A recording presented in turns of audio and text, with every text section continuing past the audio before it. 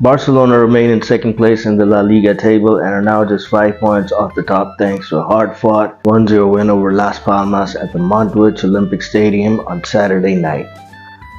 Barca were the better side all night and played against 10 men for over an hour, but could never put the game away and had to go through some tense moments at the end. But they got all the 3 points, which was the main goal, and they'll now have 10 full days to focus on the Champions League clash with PSG. They're still alive in the domestic title race. So how did Barcelona build up? Both teams started in a 4-3-3, and this is Las Palmas. They also started in a 4-3-3.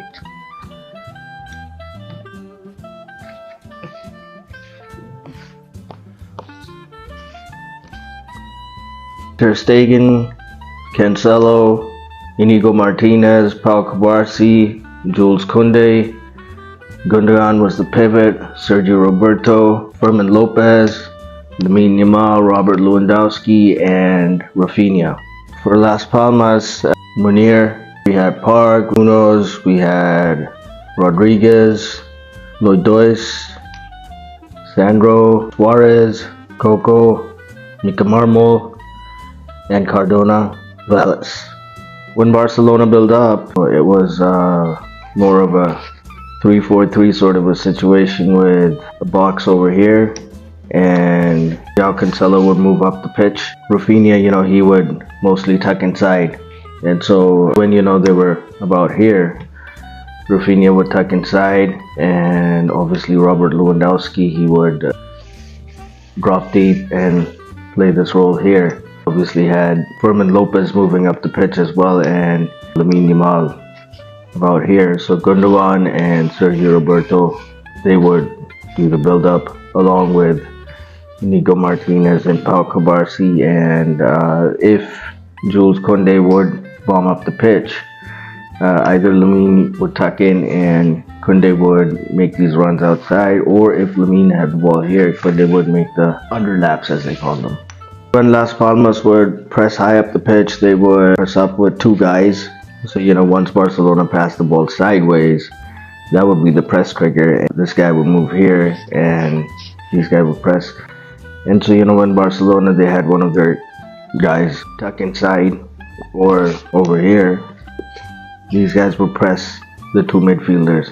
What would happen was that once Lewandowski would drop deep, it was Fermin Lopez who would make the runs here.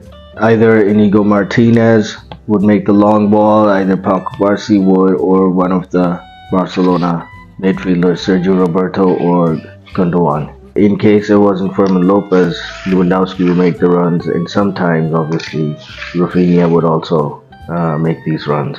In the 25th minute, Las Palmas, they got a red card because Raphinha had made that run, and Las Palmas goalkeeper, who's one of the best in the league, he came outside over here and committed a foul, and Raphinha took that advantage. Las Palmas went down to 10 men. Las Palmas once they were down to 10 men, they mostly played this low block 4-5-1. When they were playing this 4-5-1, the way Barca would build up was that Cancelo would be way over here, Raphinha would be way over here, Lewandowski about here, Lamine Yamal over here, and this guy will be about Fermin Lopez. We had Gundogan, Sergio Roberto up here, and the Barca high line, defensive high line, over about here. These guys would be placed much higher. Fermin and Raphinha would be much higher between the lines, so that this distance would form a top 5. So that, once the ball was in here, it was just, easy to link up and make these runs. Or from this side, Cancelo would do that. And, obviously, once Raphinha was outside, Cancelo would be in. And so Barca would make these plays in between the pocket of half spaces over here. Towards the end, Las Palmas did try to break out, play back past the Barca high line, because at times Koundé was here, so it was just the back 2. Ter Stegen got pretty angry for one of the chances. In the first half, Barca made a strong start to the game, pressing Las Palmas high up the pitch and winning the ball in dangerous positions. Robert Lewandowski opened up the scoring 5 minutes in. but was offside and the goal was ruled out. But the Catalans continued to create problems with their pressing and their quick, incisive passing through the lines. The home team had the ball in the back of the net for the second time in the 19th minute through Raphinha, but a strange offside call on the Brazilian, even though he had no impact in the build-up and was onside by the moment he scored or he received the pass, and it caused the goal to be ruled out. VR checked and confirmed the call, but it was a difficult one to fully comprehend.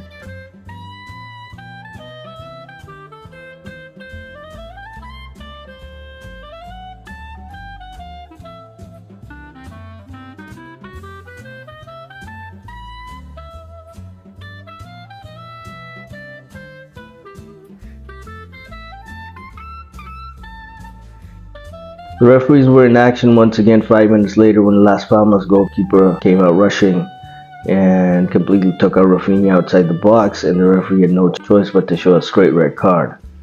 The visitors were suddenly down to 10 men and changed formation to a very compact 5-3-1, looking to absorb the pressure and not allow Barca spaces. The home team still managed to create 2 big chances against a parked bus, but Lewandowski's header hit the crossbar and Raphinha missed a big chance with a shot inside the box that went just wide. Las Palmas almost scored a shock opener with a free kick by Coco that flew past Marc-Andre ter Stegen and hit the side netting, but no goals were scored after 45 minutes. So in the second half, Barca did a pretty good job of moving the ball quickly without being desperate and continued to wait for the right moment to strike. And that moment came at the hour mark. Joao Felix also focused on getting a second to make sure so that Las Palmas didn't end up with a surprise equalizer. Barca had another golden chance to kill the game off with 15 minutes to go, and this time it was Koundé who gave Felix a tap in with an open net at the far post. Felix hit the crossbar. Once there were about 10 minutes left, Las Palmas sensed there was a chance to steal a point. They were going to come out of their shell. Bolero was allowed to go on a solo run through the right wing, and he hit a dangerous shot on the side netting, and that's when ter Stegen was quite animated. He had a few choice words with the Barca defenders. Barca managed to keep a clean sheet, and the final whistle came to give them all 3 points. It was a more comfortable win than the score. It wasn't the best performance, but it was good enough to beat a well-coached team. Why do we see Vitor Roque not playing that much? I mean, he was expected to start. We don't know if it's a power struggle going on between Xavi and Deco, because Vitor Roque is Deco's signing. But what we do understand is that, Xavi, he wants to keep a hierarchy so that not to disturb the dressing room, and because Ferran Torres was back, he wanted to play him as well, and but he did give Vitor Roque minutes at the end, and let's see how the progression develops. There is clearly a hierarchy under Xavi. The game, it was initially very box to box before Las Palmas had received the red card, so there wasn't much control in the midfield, and that's why Barcelona were playing the long balls. There's news that, Barcelona want Xavi to stay and be part of a long-term project, and this is coming from Rafa Yuste, Barcelona's vice president. Very close to Laporta and very instrumental in bringing Xavi to Barcelona. Whereas Laporta was showing resistance, he wanted one of his own men after firing Ronald Koeman, but Rafa Yuste and these guys prevailed. Yuste says that, we must thank Xavi for his firmness in betting on young players from La Masia. The players carry Barca in their hearts. When they want to be here and live for Barca, it is easier for them to stay here for many years. I'm going to try to convince Xavi, but it's a personal decision for him. There are still league games left, the Champions League. We have to let him enjoy it.